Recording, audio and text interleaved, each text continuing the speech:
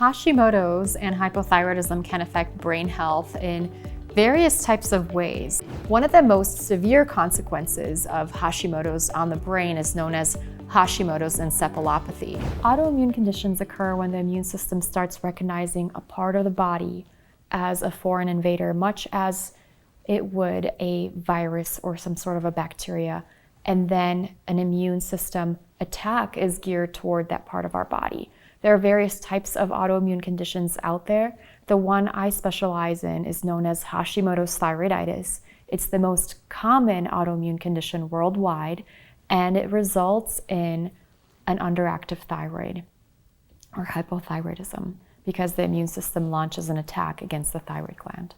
Hashimoto's and hypothyroidism can affect brain health in various types of ways. We know that there could be an autoimmune response against the thyroid gland with Hashimoto's that can cross-react potentially with some brain antigens, and we may end up with an autoimmune response against the brain. One of the most severe consequences of Hashimoto's on the brain is known as Hashimoto's encephalopathy. Now, this could be a life-threatening situation, and people are oftentimes going to present to an emergency room with this kind of situation, pretty some severe neurological symptoms. There are also more subtle consequences that may occur with Hashimoto's and the brain.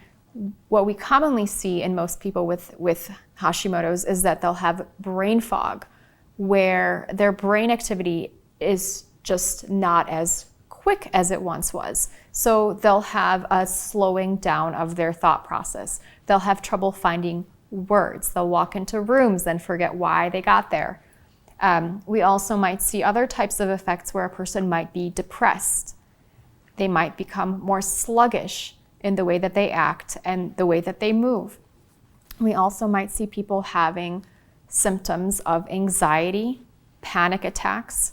I've seen people with being diagnosed and misdiagnosed with depression, with bipolar disorder, and I've even seen some people being misdiagnosed with psychotic disorders when in fact they actually had Hashimoto's. What happens with Hashimoto's is we have this autoimmune attack against the thyroid gland, which then causes a fluctuation in our thyroid hormone levels. Thyroid hormone levels impact everything, whether that's our brain function or our energy or our digestion. And sometimes these fluctuations can cause anxiety, they can cause mania, they can cause withdrawal, they can cause depression. And in the most severe cases, we'll also see that some of these thyroid antibodies may cross-react with brain antibodies, and this can manifest as Hashimoto's encephalopathy. Hashimoto's is much more common in women. Different studies will say that for every man diagnosed, there will be about 7 women who are diagnosed. And hormones, especially female hormones, are thought to play a role in that. So viruses are thought to contribute to autoimmunity in a couple of different ways. One of the most relevant autoimmune theories to how viruses can trigger autoimmune disease is known as the bystander effect. And basically what that means is that the immune system will attack the virus and whoever is an innocent bystander. So in the case of autoimmune thyroid disease, there may be a virus that's infecting the thyroid gland.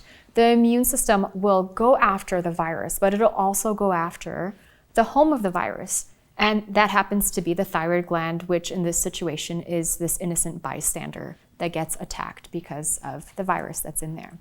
And so what we can do to help autoimmune thyroid disease and what we can do to help other types of autoimmune conditions is we can treat the viral condition.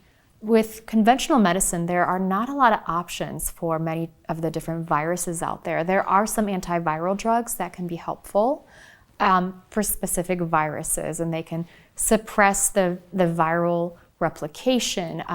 Most of the cases, they're not able to eradicate the virus from the body. There's also some herbal antivirals that can be utilized. I've had really good results with an antiviral known as Lomatium. And this is something that has shown a lot of benefit in people with herpes-type viruses, including the Epstein-Barr virus. Another way that we can target viruses is by supporting our immune system. And some of my favorite strategies for that are going to be utilizing vitamin D, getting plenty of sunshine, getting plenty of rest, as well as using immune-supporting mushrooms. With autoimmunity, the theory is that the immune system is over-responsive, and that's why it attacks our own cells.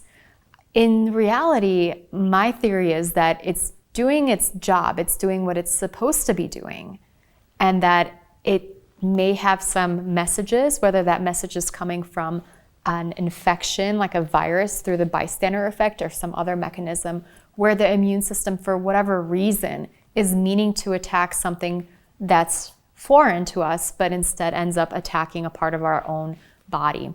With low immune function, when we suppress our immune system, and a lot of times this can be done through immune suppressing drugs or the monoclonal antibody type drugs, our body and our immune system is no longer able to fight infections as effectively. The standard approach to autoimmune thyroid conditions and all autoimmune conditions in general is severely lacking. With the standard approach to thyroid disease, for example, people will go for as long as 10 years of not being properly diagnosed because unless it's a functional medicine practitioner that's doing the testing, the physician generally doesn't do the right tests. With thyroid disease, with Hashimoto's, which is the #1 cause of thyroid disease, affecting 95% of those who have hypothyroidism or an underactive thyroid, the earliest tests that are going to be elevated are going to be known as thyroid antibody tests. When these are elevated, this means that there's an autoimmune response against the thyroid gland. After a while, these antibodies will start attacking the thyroid gland, leading to a breakdown of thyroid tissue, and over time, the thyroid gland will no longer be able to produce enough thyroid hormone. And this can take 1 year up to 10 years, depending on how aggressive the condition is. For some people, it might be even longer. With the conventional medical approach, the approach is to test TSH, which is the thyroid stimulating hormone, which is a hormone that's released when there are low levels of circulating thyroid hormones. Now, this happens after the thyroid gland has been under attack for many, many years, is no longer able to compensate and produce enough thyroid hormone. And so a lot of times people will have symptoms for 10 years before they're diagnosed. I was one of these people.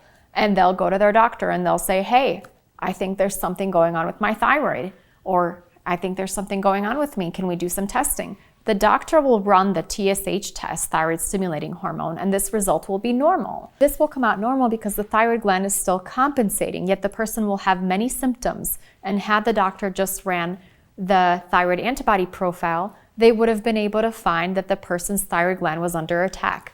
Proper treatment at that point would help eliminate symptoms, prevent the progression of the condition, and potentially reverse the condition and even prevent the need for lifelong medications. The other issue with the conventional medical approach is that there's only one drug used to treat thyroid conditions, and that is thyroid hormone. So imagine if you have something attacking your thyroid gland and the response is, well, it's under attack, so once it burns out, we'll just give it some of the hormone that it's no longer able to make. But what about addressing why the gland is under attack, right? And so a big part of the root cause approach is trying to figure out, why is the immune system attacking the thyroid gland? And what are some of the consequences of autoimmunity and this inflammation in the body? A lot of times we'll find that there are numerous things going on as well that can help the person feel better and reduce this autoimmune response. In my area, I look at nutrient deficiencies, food sensitivities, and impaired ability to handle stress, impaired ability to handle toxins, chronic infections, as well as gut issues. Another piece of the puzzle with thyroid conditions specifically is thyroid hormones. Most conventionally practicing physicians will just utilize levothyroxine or T4. This is just one of the thyroid hormones, and it's not the most active thyroid hormone. T3 is the more active thyroid hormone that needs to be converted from T4. On paper, this happens perfectly every time. You give a person T4, and that should get converted to T3, but this doesn't always happen. What we found is that giving people T3 directly can help significantly with symptoms. So we'll see people who will have better brain function. They'll say, finally, I feel like my brain is attached to my body.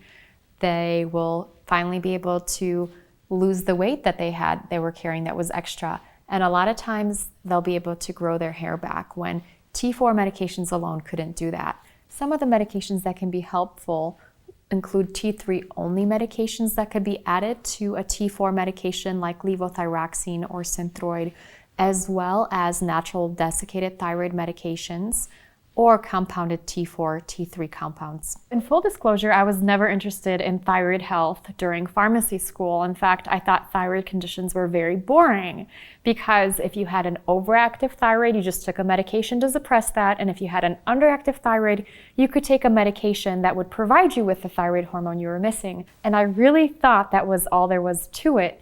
It wasn't until I became diagnosed with a thyroid condition myself after almost 10 years of sometimes debilitating and oftentimes very confusing symptoms is when I really became interested in thyroid health. And that's actually how I became a Hashimoto's expert / human guinea pig, was through trying to take my own health back because doctors weren't able to help me. And every year I just kept having more and more symptoms and I felt like I was really losing myself.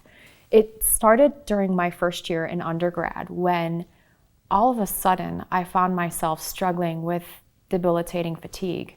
I used to be this really type A student, and I was always bright-eyed and bushy-tailed, kind of teacher's pet, getting all really good grades. And then all of a sudden, I was missing my classes because I was too tired. And I would come home from class, and I would say, I'm going to study all day, but first I'm just going to take a little nap, right? And I would take a nap at 1 o'clock or 2 o'clock, whatever time class got out.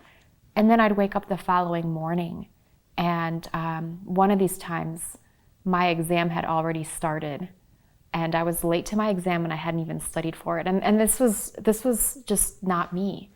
And I was very confused with what was happening with me. I just was tired all the time.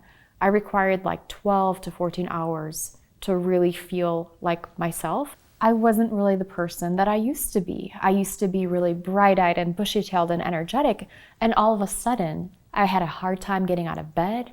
I had a hard time being motivated. I felt depressed. I felt confused. I felt conflicted all of the time. I felt anxious. And this sort of went on, and there was nothing wrong with me according to the doctors and the clinics that I saw. And eventually I just learned to deal with it, and I started to change my life around to really fit my condition and my health struggles. So instead of going out with friends, I would sleep more and find times to study instead of, doing fun activities. And I became really efficient at studying, I guess. And eventually I got into pharmacy school. And then during my first year of pharmacy school, I ended up with irritable bowel syndrome. I used to have to run out of class to go to the bathroom. It was quite embarrassing, right? Then as time went on, I became a pharmacist and I developed more issues. I had acid reflux. I had carpal tunnel in both arms. I started to have panic attacks. I started to have hair loss, allergies, and it was ridiculous because I just felt like my body was breaking itself apart. And I kept going to doctors, and I was a good girl, and I was eating healthy foods, right? I was eating whole grains and low-fat dairy, and I was trying to exercise, yet I felt like crap. I would wake up in the morning, go to work, come back home exhausted, eat something, fall asleep on the couch, and repeat that every day. I had all these dreams and goals and passions, but I was too tired to follow them all, any of them really. And my hope for other people with any kind of health challenges, mystery symptoms, mystery illnesses, I want you to know that it's not in your head, that there are oftentimes root causes that we can find through functional medicine to optimize your health and give you your life back. And really, really invest in yourself, really trust in yourself. I know a lot of times people are told that they're hypochondriacs or that it's all in their head. And this is the disempowering message they get from conventional medicine. Whereas in functional medicine, we realize that the patient often is the first one that knows what's going on and they feel it within their bodies. Anxiety is often a sign that something is off in your body. I chose a career in pharmacy because I wanted to help people. And I was hoping that one day I'd be able to find a cure for some condition or disease out there. Now, I personally didn't have any health conditions when I chose that career. And even during pharmacy school, I wasn't interested in the thyroid. It wasn't until I graduated from pharmacy school is when I became really interested in thyroid conditions, and this was as a result of my own health journey. I was struggling with symptoms for many, many years, and it wasn't until I took charge of my own health and started utilizing functional medicine was when I was able to take my health back. Various nutrients are required for thyroid function. Zinc, selenium, iron, and the B vitamins are just some of them. Some of the more common nutrients that I find are deficient in people with Hashimoto's are going to include vitamin D. This is very helpful for immune regulation. We'll oftentimes recommend to keep vitamin D levels between 60 and 80 for most people who want to optimize their thyroid function and immune system function. B vitamins, specifically B12 and thiamine, have been found to be deficient in people with thyroid conditions very frequently. Oftentimes, I'll see people's neurological issues resolve once they get on a B12 vitamin. I have seen people who unfortunately had seizures because of a B12 deficiency. I've had people with severe fatigue because of B12 deficiency. Thiamine is another vitamin known as B1, one of the B vitamins that can be incredibly helpful for people with thyroid conditions and other types of autoimmune conditions. Around 600 milligrams per day has been found to help thyroid fatigue as well as thyroid-related brain fog. I've seen really incredible results in people with Hashimoto's who started taking B1 or thiamine at about 600 milligrams a day. Within 3 days or so, they'll say that their brain function starts to come back once more. Selenium is an incredibly helpful nutrient for Hashimoto's. Selenium deficiency has been identified as a risk factor for autoimmune thyroid disease. We'll see that around 200 micrograms of selenium per day can be incredibly helpful with anxiety, with thyroid antibodies, as well as with some of the thyroid symptoms like hair loss. Some of the other common nutrient deficiencies are going to include magnesium. A lot of times we'll see people whose anxiety resolves when they start utilizing a magnesium supplement. Another really, really important nutrient that is going to be deficient in thyroid disease that can have a profound impact on brain function is going to be iron. Now, most people, when they get tested for iron deficiency, they don't get the right test done. I recommend doing the ferritin test that looks for stored iron. When this is low, this can be contributing to a whole host of various symptoms, including anxiety, panic attacks, restless leg syndrome, insomnia. And we find that people, once they restore their iron levels, will feel significantly better.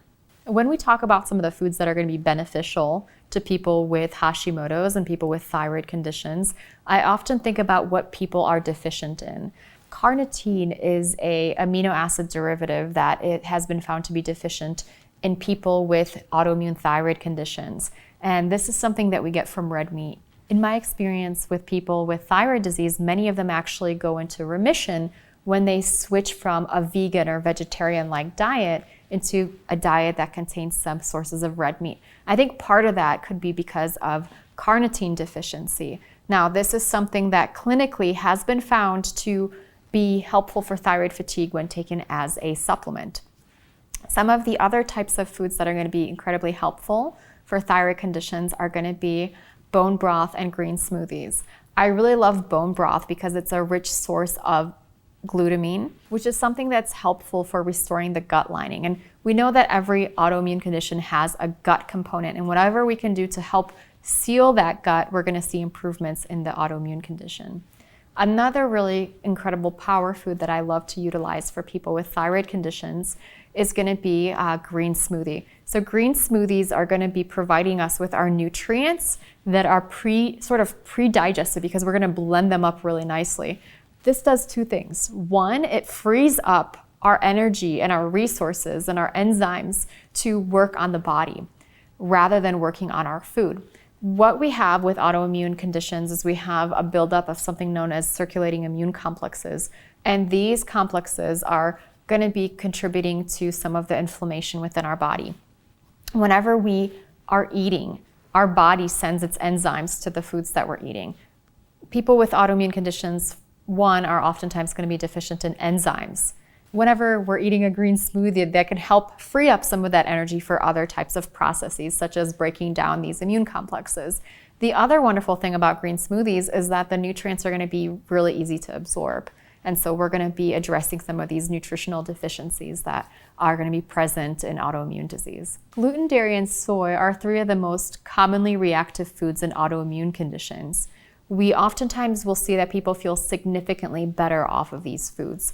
One of my clients in particular had about 16 different issues that I counted when I was initially starting to work with her. She had autoimmune thyroid disease, she had polycystic ovarian syndrome, she had anxiety, depression, panic attacks, she had fertility challenges, she had vitiligo, she had psoriasis and eczema.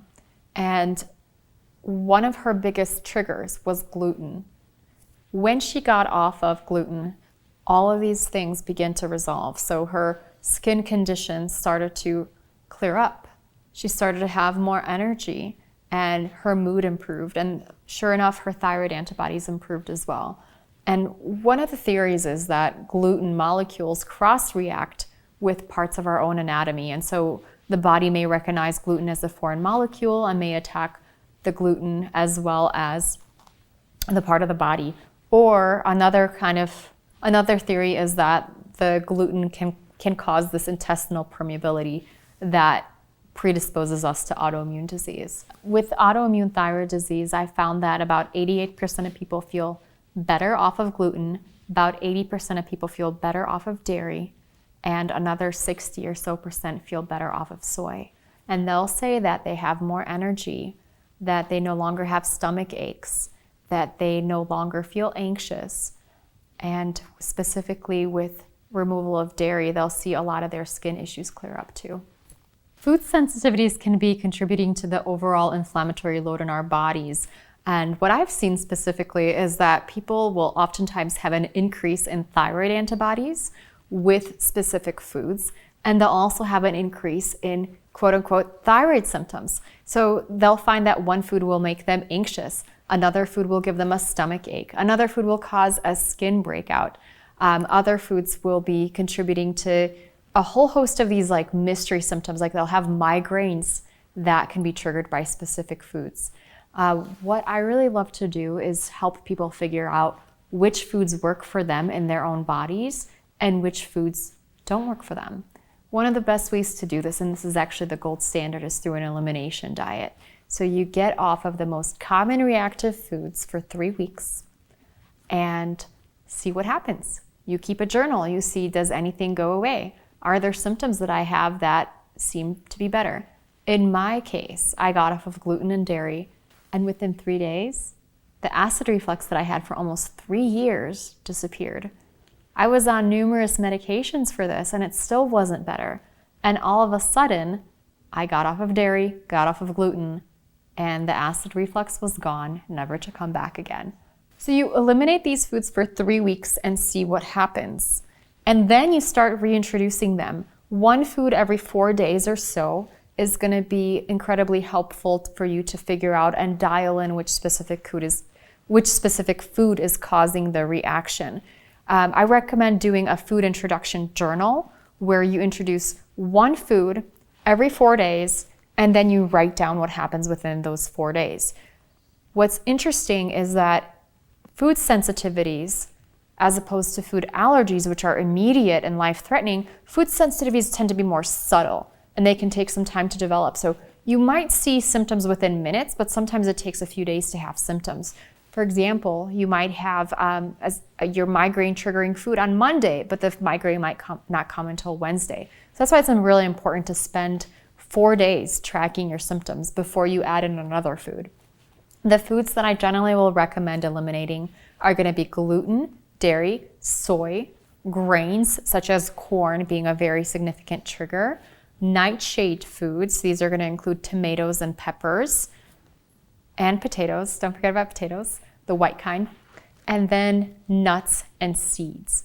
We eliminate those for 3 weeks, and then we started reintroducing them every 4 days. Now, it's incredible to see when people figure out their food triggers, how different they feel and how they feel brand new again. They're able to lose those extra few pounds. They're able to have more energy. They are no longer anxious. They don't have migraines. Their brain starts to work better when they eliminate some of these reactive foods. Another way to test for food sensitivities is through doing a food sensitivity test. The test I like to use is ALLETESS, ALLETESS, and I like to utilize the IgG food sensitivity panel. This test has been really helpful for many of my clients in trying to figure out what their food sensitivities may be. Many years ago, thyroid conditions were primarily caused by an iodine deficiency, and our public health officials, they're always trying to help us, right? And they said, wow, look at that. Iodine deficiency results in so many cases of thyroid disease. What are we going to do to fix this? And so one of the solutions was to start putting iodine in the salt supply. People love salt, so let's add iodine to the salt supply, and then everybody will have enough iodine. Now, this is a beautiful idea in theory, right? And thanks to this, we no longer have this prominent iodine deficiency everywhere. However, what we ended up causing is higher rates of autoimmune thyroid disease, higher rates of Graves' disease, and higher rates of Hashimoto's with this iodine in the salt. Now, this is very, very frustrating because we solved one problem, but created more problems. Iodine seems to be a narrow therapeutic index nutrient, which basically means it's a Goldilocks nutrient where you need to have the levels to be just right in order for it to do its good work, right? If you don't have enough of it, we're gonna have problems. But also if we have too much of it, it becomes toxic. And as a pharmacologist, this is one of the keys to pharmacology, right? And toxicology is whether it's a poison or a remedy is determined by its dose. In the case of iodine, doses above 300 micrograms have been found to potentially exacerbate Hashimoto's or even trigger new onset Hashimoto's. We, in some countries, have studied rates of Hashimoto's before adding iodine to the salt supply, before, and then 10 years after. And we've seen the rates of Hashimoto's going double, triple, and sometimes even quadruple once iodine was added to the salt supply. Now, it is a Goldilocks nutrient. We do need some of it for proper thyroid function, but we don't need that much. Generally, for people with Hashimoto's, I recommend what's in a multivitamin, 150 micrograms to anywhere upwards to 300 micrograms. But any more than that can be problematic. The small amounts are very helpful. They help with thyroid symptoms and improving thyroid health outcomes. But anytime we get too much of it, it can be a problem. With salt, it's a challenge because we can't really manage our intake. We can't really regulate our intake that we can with a medication or a supplement. I treat iodine like a drug. I don't think we should put drugs in our salt.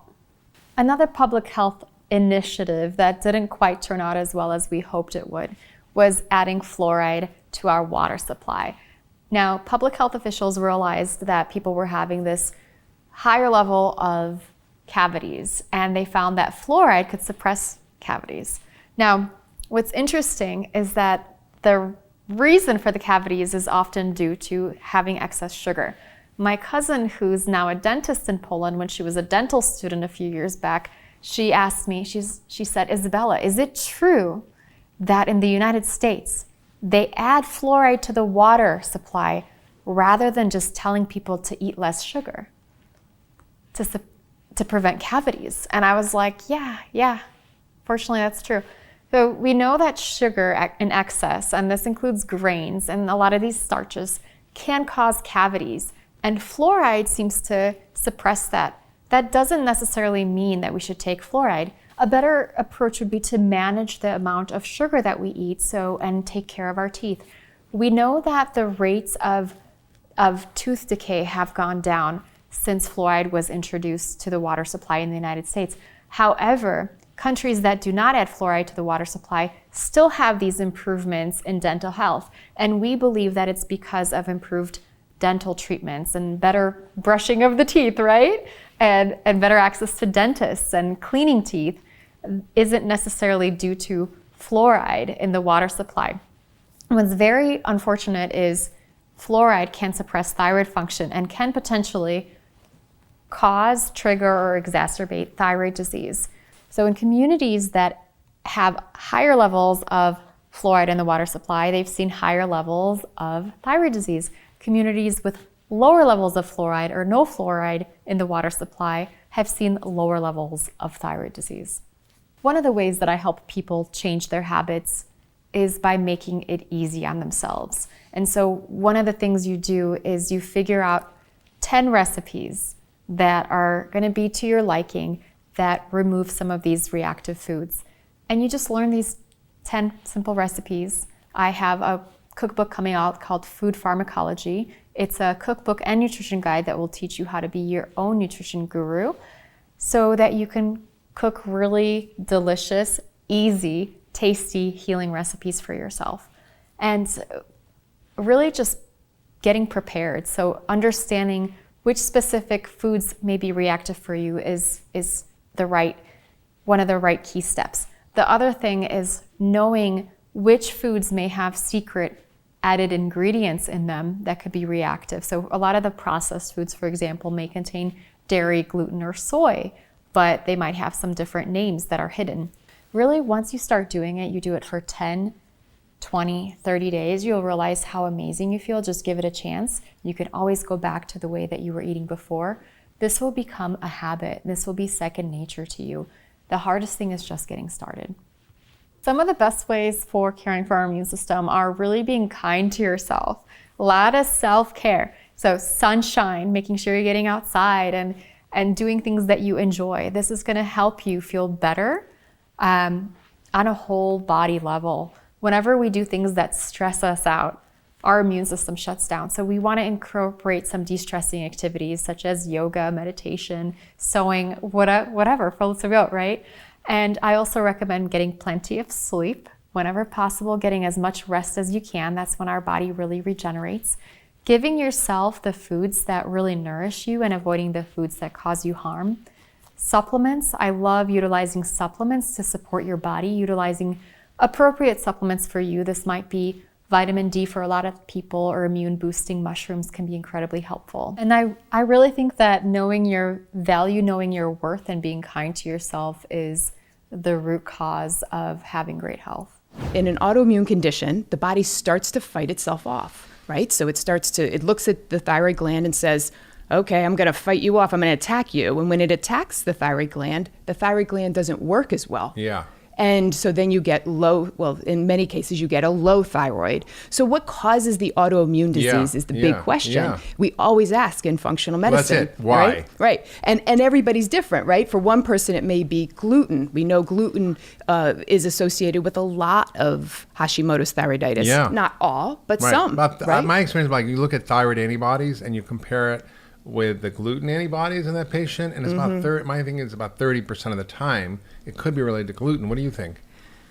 Yeah, I think it could be. It could be. It might even be a little higher. Yeah. But it depends because of the patients we're seeing. So we might be seeing more patients who have a lot of different digestive issues going on. And so I might see it even a little more frequently. We call that selection bias. People who are sick select to come see us, so they have more stuff for sure. But we always think about the digestive system, right? You've got autoimmunity. You've got to think about what's going on in the digestive system.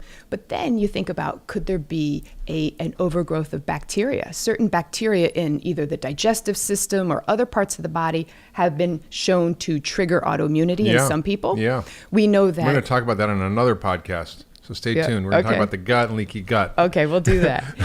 We know that imbalances in iodine, actually excessive amounts of iodine, can shut down the thyroid. Yeah. So, some Hashimoto's, because it was found first in Japan, where they have lots of iodine. So, we know iodine's important for the thyroid, but too little is not good, but too much is also not good. So we pay attention to that. And toxins, of course, right? Toxins can be triggers for autoimmune disease in some people. Yeah, some people say that the thyroid is the yellow canary of our body. That the yellow canary was the coal miners used to bring the yellow canary into the mine, and if it dropped dead, they knew the air was bad, they had to get out. Yes. Right, so it's an early warning sign, and the thyroid is like that, and it seems to be extremely sensitive to disruption from heavy metals, from pesticides, the plastics and everything. Yeah, the fluoride. BPA, fluoride. So, fluoride in the water. All these things can disrupt our thyroid function, and often your doctor never even looks for them. Absolutely, right? They say, okay, we're just going to look at the TSH, and if it's in the normal range, you're fine, or we're going to give you medication to get it in the normal range, but not really look a lot deeper. Yeah. So what is the difference in the testing that? There's one other thing I wanted to bring up, which I remember reading about in the New England Journal of Medicine, was a lady who thought that bok choy was healthy. And she ate like 2 pounds of raw bok choy a day, and she went into a hypothyroid coma. And people are having kale juice. Talking about goitrogens. Yeah, right? There's a whole kale craze. It's a great point. And people are juicing it, and it's raw. And, Yep. Raw cruciferous vegetables can be a problem. If you're eating a lot of raw broccoli and cabbage, and if you're having raw Brussels sprouts or raw, bok choy, kale. Eating it in a level that's beyond just like a normal food portion. Yeah. Right. But as you mentioned, if you cook it, you get rid of a lot of that goitrogenic potential, that the part that's going to interfere with thyroid function. Yeah. So you don't have to be concerned when you have cooked cruciferous vegetables, but it's that, like you said, should I worry about having a kale juice every day? It's a good question. Depends how much kale you put in it, right? Well, I'd like to drink green juices, and most of them have kale. I think a little bit of kale is fine. I'm careful about it. So and it depends on the person, of course, right? Yeah. Right? What about soy? So, that's a good question too. I think that if because a lot of people are like, soy is really bad, it interrupts your thyroid, it's dangerous, you shouldn't eat it. I think if we're going with, non-GMO organic soy as a whole food, like edamame and tofu, then I'm not concerned. Right, yeah, tempeh, I'm not concerned. Yeah, traditional soy foods that have been used for centuries, right? Yes. Miso, tempeh, tofu, the fermented natto, soy too, right? Yep. Soy sauce. I mean, those are fine. Mm-hmm. It's when we're drinking a quart of soy milk a day, that's a problem. Or when you're having all these fake soy foods that are processed, or soy burgers, and you're eating stuff that's sort of weird. Frankenfoods, or like the texturized soy protein that they put in cereals and bars just to get that protein content up. We don't. Yeah, that's little wonky. Stuff I tell people to stay away from. Okay, so you're someone who comes in, you feel tired, you're constipated, or depressed, your skin's dry, your hair's falling out, you don't have a sex drive anymore, you can't concentrate, and you go to a traditional doctor, they'll just test one thing. What do they test? Right, so they typically test your TSH. Okay, so what is that? Your TSH is your thyroid stimulating hormone, and there's a feedback loop in the body. So if your thyroid level is low, then the body will get triggered to make more TSH. And that comes from your brain, from your pituitary gland. Yeah, and then that TSH will say, okay, make more thyroid. So if the TSH is high, then the doctor says, okay, your thyroid is underactive, and we need to treat it. So that's the only thing typical. They test. Often. And I think if you're a functional medicine doctor, it's a very different approach. Yeah. So what kind of things would you look at? We always start with a full thyroid panel where you look at TSH, but you look at free T3 and free T4. So free T4 is one thyroid hormone that's floating around in your body, but then the T3 is the active form that your body needs for all the thyroid functions to occur. So we look at both. We look at all three of those at least. And then we often look at thyroid antibodies. Yeah. And sometimes we'll even do things like reverse T3 and the reverse T3 total T3 ratio. What does reverse T3 tell you? So the reverse T3 is a thyroid hormone that the body, I always think of it almost as the brake that the body the body puts on itself. So when the body is saying, okay, I've got to slow myself down, it takes some of its T3, which is your active thyroid hormone, and it converts it to reverse T3, almost in a way to slow down our metabolism. It's a protective mechanism, I think of, right? Yeah. And it makes sense that we have that in a lot times of of things will stress. actually trigger that are not actually good, right? That's very true. So like if there's a, if there was a major stress going on, you'd want to have that mechanism in place so you didn't starve to death. But with a lot of chronic stress, which we see a lot these days, we can sometimes see high reverse T3. And the other thing we see a lot that causes that high reverse T3 is sometimes toxins. Yeah, so it can be a sign that we've got to look deeper and say, okay, is this person under a lot of chronic stress? How is their adrenal gland functioning? How are they working to activate that parasympathetic nervous system, that calming nervous system, which helps the body heal. And then we look for toxins. Yeah. Yeah. In the gluten issues. We look Yep. for everything that is imbalancing the thyroid. So we look for nutritional deficiency. Do you have selenium deficiency, iodine deficiency?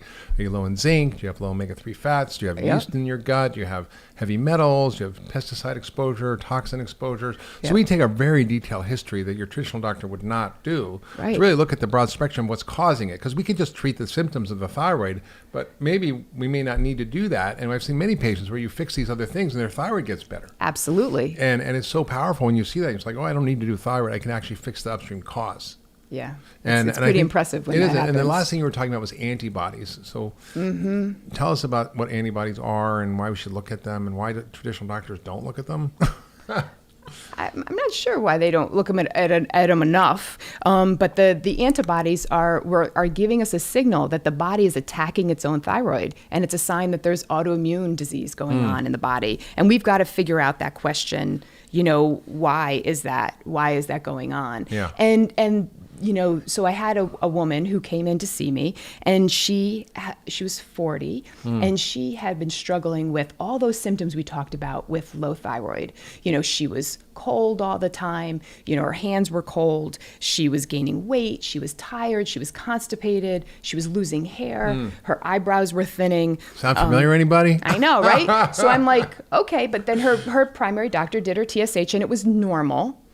So we then went deeper. And Can I stop you for a sec? Yeah. So what I was trained, and I'm sure you were trained the same way, was you only check TSH. If Yes. that's normal, You stop. then you don't do anything else. And Right. what's normal is a range of like 0.5 to 5. Often, yeah. Which is a massive range that actually doesn't reflect even our current understanding on most reference ranges on the lab tests, that even the American College of Endocrinology says if it's over 3.5, we should be worried. Right, and many studies are saying people between 1 and 2 feel the best, right? Yeah, right. And I remember, because I always do all the tests. I don't do reverse T3, but I do TSH, T3, T4, and the thyroid antibodies. Yep. Because what I've learned is that even if all of those are normal, TSH, T3, T4, you can have elevated antibodies. Yes. And people who have those feel better when they get on thyroid. Very true. And I went to a conference years ago at Harvard, and it was a traditional medicine conference, and the endocrinologist was talking about thyroid. And he said, look, if your antibodies are elevated, they should be treated because they're probably symptomatic, and you treat the patient, not the lab test. But in traditional medicine, now we're more treating the lab test, not the patient. And I think that's really important. And the physician sometimes thinks, well, I'll just wait until these antibodies damage the thyroid enough, and then I'll treat. Right? That's like the way they, It's like once the TSH starts to go up. I'm going to wait until, but we say, okay, no, there's so much we can do. 100%. There's so much we can do right away. Yeah, I remember this patient came in once with blood sugar like 115, and 126 is diabetes, 100 is prediabetes. And I'm like, God, did your doctor say anything about your high blood sugar? He goes, oh, yeah, he checked it out. I'm like, well, what did he say? He said, well, when it gets to like 126, we'll treat it with medication. Yeah, right. And I'm like, no, this is the perfect time to treat you. So tell us about this case. So she came in and she wasn't feeling good at all, but her TSH was normal. So we did the full panel, and we saw that her thyroid antibodies were elevated. And so then we had. But was her TSH and the rest abnormal or not really? No, her TSH was pretty normal. Yeah. I can't remember exactly. Might have been a little on the high side, but I don't even know if it was. I think everything looked it looked really good, normal. right? But she had those thyroid antibodies. Yeah. And so I had to ask that question, why, right? why do you have these thyroid antibodies? And then it brought us down this whole pathway of what's going on with, her digestive system, what's going on with food sensitivities, was there any signs of increased intestinal permeability? And so we pulled her off of gluten, and, we measured things like her iodine level and her selenium level just to get the right balance. And we gave her some thyroid hormone. We gave her some glandular thyroid hormone. I used Armour Thyroid on her, which is a combination of T4 and T3. And she really responded well. She felt better. She noticed her hair starting to come back in, her skin starting to be less dry, her bowel movements improving. And so, I think it's important that we take that step and go a little deeper. And people don't often realize how bad they're feeling until they start feeling better on this stuff, right? And I think just to back up a little bit, you did something which was kind of unusual, controversial, and most traditional endocrinologists would scoff at, which is you used a combination of T3 and T4 in a hormone that comes from pig. Yep. That is the entire thyroid combination of hormones, including T2, which we don't even talk about, that is actually really important to replace your own, because you make a complex array of hormones, and often the T4 can't get converted to the T3 in your body, which is the active hormone. Right. So even if you're taking T4, which is what most doctors recommend, like Synthroid or Levoxyl or any of these, and they're not terrible, but they're just challenging because you actually may not be giving the person the T3 that they really need because their body's not able to make it as well. Right. So then we ask that. So some people, as you mentioned earlier, feel fine on T4 thyroid hormone. That's like Synthroid, or so they do well. They do okay with it, but a large percentage of people don't, and that might be because they have deficiencies in nutrients that help the body go from T4 to T3, right? So they might be deficient in iodine or selenium, as we mentioned, in vitamin A, or iron, and zinc. We talked about that earlier, that they can't make that conversion as easily, and so the medicine doesn't work as well for them. Yeah. Or it may be because they have a variation in a gene. We know there's this gene. It's kind of a really interesting low impact type of gene. So what that means is that it not going to kill you. Right. Thank you. It's not going to kill you, but it can make you not feel so good. And it helps us know how to treat people. So the gene is this DIO2 gene that encodes for this enzyme, the DI2 enzyme, which helps the body convert T4 to T3, especially in the brain, but also in all throughout the body, and make that active T3 thyroid hormone. And what we're learning is that some people have this gene variation. And so when you give them just T4 thyroid hormone, they don't get the benefit. Yeah. And studies have shown even when lab work looks normal, so even if their T3 looks normal, even if their TSH looks normal, that they do better when you give them some T3, which could be like a glandular thyroid hormone like Armour, which is a combination of T4 and T3, or it could be a synthetic T3. We sometimes use like Cytomel, and we'll add that to Synthroid, for example, or a T4. And so sometimes we see those people who just start to feel better there, in terms of especially mentally, energy wise, mood wise, they really start to feel better finally. People don't realize that depression is related to thyroid, and that often psychiatrists in treatment resistant depression, when drugs don't work, they'll give them T3. Yes. As a treatment for depression. They've been doing that for a long time. It's not anything new. Right. But it's like weird for the rest and also, the T4 thyroid replacements, there are challenges with that because there's often fillers. Things like lactose and gluten even. Right. Could be other reasons why people don't feel well on those. Yeah. So those are important to recognize. And a lot of the traditional doctors really scoff at the use of glandulars like Westhroid, Natrothyroid, Armour Thyroid. Why is that, and should we be worried? I don't think so. I think maybe during their training or many years ago there was a question of regulation of those or the dosage, but I don't find that to be a problem at all. That we can definitely regulate dose with our patients. It's very reproducible in terms of the medication, and I mean, a good portion of our patients, I think we've talked about this before, right? We'll say like, maybe was it 80% of our patients, or a good portion of our patients do really well when we use a glandular. I mean, there are some that don't. Right. There are some where that might actually cause more autoimmunity, maybe for some, or they just don't feel good on them. And we use synthetic, but for a good portion, it works really well. And you can combine T3 and T4. We'll talk about the next case, that are separate, not as a glandular, but just as a prescription drug. Right. And I think, the other problem with the glandulars and the things like Armour, Westwright, is that doctors can misinterpret the lab tests because the thyroid, the TSH, goes really low because the T3 suppresses the feedback loop. But you have to look at the T4 and T3 separately, and also the symptoms of a patient.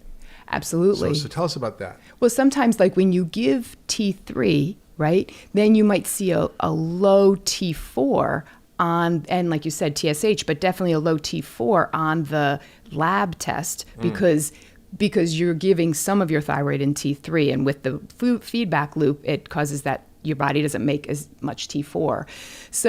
And the TSH goes down, which worries doctors that you're taking too much or over-treated. Right. And actually, it's not true. It's really important to pay attention to the patient's symptoms. And I find that everybody's different. I have patients who are so sensitive to thyroid that, if their TSH gets a little too low, they feel awful. They get palpitations, they get anxious, they have trouble with sleep. But then other people, if you don't get their TSH low enough, or if you don't give them enough thyroid, then they're feeling all those signs of low thyroid. So what I think the takeaway is paying attention to your patient and their symptoms, and getting that feedback and listening to them. And so like what William Moser said, treat the person who has the disease, not the disease that the person has. Right? Absolutely, right? That's what we're working to get to. It reminded me of a case I had years ago where this woman was so symptomatic and hypothyroid, and her TSH or T4 or T3 were totally normal, and her thyroid antibodies were off the chart. Yeah. And I treated her, and it was like a miracle. And she lost like 21 pounds in 6 weeks. She had all her symptoms get better. She had fibromyalgia. She had all these quote things that were, symptoms of low thyroid that weren't being treated.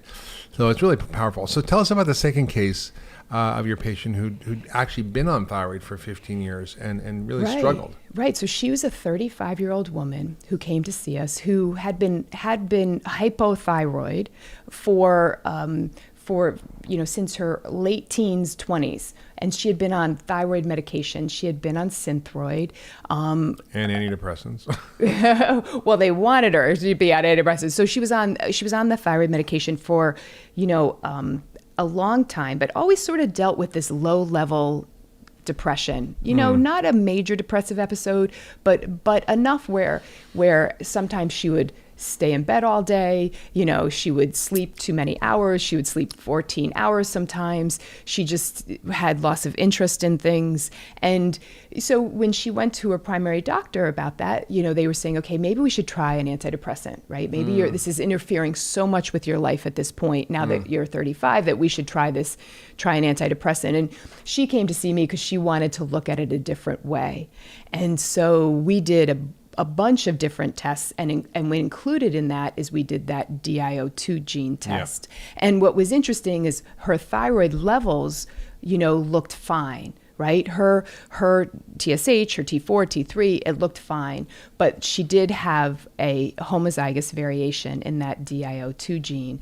And so, which is associated with depression, and that people who need thyroid hormone and get T3 in addition to T4 feel so much better in terms of mood and energy when they have that gene variation. So we actually, with her, she was feeling fine on her Synthroid. She'd been on it for many years. So we added the Cytomel to it. Yeah. And it really helped. It helped a lot with her energy and her mood. Yeah, that's amazing. So these cases are, not atypical. We see this all the time at the Ultra Wellness Center. Common, right? And we help people when no one else could help them because we look at things differently through the lens of functional medicine, which is about root causes, about treating the whole system. Like when you come in with thyroid to your regular doctor, they don't ask you if you have been eating tuna fish every day for 30 Right. years, or if you worked in a pesticide factory, or if your stomach's upset. They don't care if you have, maybe you're constipated, that's a symptom, but they don't care if you have bacterial overgrowth or yeast overgrowth or leaky gut or any of this stuff. And so at the Ultra Wellness Center, we tend to look at all of that. Yes. And we really dive deep into each person's story, because everybody's different. You know, if you've seen one person with thyroid, you've seen one person with thyroid. And everybody has to be treated a little bit differently, and personalized care. And that's really what the future of medicine is. It's personalized precision medicine and also precision health. And functional medicine is more about how do we create health. And so just to recap, you know, what Dr. Boham and I have talked about, I think it's important to recognize if you have any symptoms, if you're tired in the morning, if you have dry skin, fluid retention, muscle aches, cramps, constipation, depression, low sex drive, low concentration, flaky skin, whatever, that it might be worth checking with a functional medicine doctor. And at the Ultra Wellness Center, we take care of patients from all over the world. And then when we do that, we look at different kinds of testing. So yes, we'll look at your TSH, we'll look at T3, T4, the thyroid antibodies, we might look at reverse T3, we might look at the genes that involved with thyroid function, but we'll also look at things like your gut, and we'll look at heavy metals, and we'll look at your exposures, your other hormones, your diet, we'll look at nutritional deficiencies, we want to check selenium or zinc or iodine, things that are really important, vitamin D and omega-3s. All these things play a huge role in our thyroid function. And then we'll talk about what foods you can eat, right? So what do you eat? I mean, so selenium is in Brazil nuts, iodine's in fish, zinc is in pumpkin seeds. You can get omega-3s in sardines. So you can actually use food to help optimize your thyroid function. Maybe you're having kale juice every day. You don't want to do that. So we'll sort of adjust things. And then by doing that, we really get a holistic view of what's going on, and we can really optimize people's health. If you love that last video, you should check out the next one for sure on getting to the root cause of all disease. Is people actually don't always develop a neurodegenerative disease like Alzheimer's or dementia. They start to have degeneration in local areas of the brain. And then as those areas of the brain degenerate, they tend to lose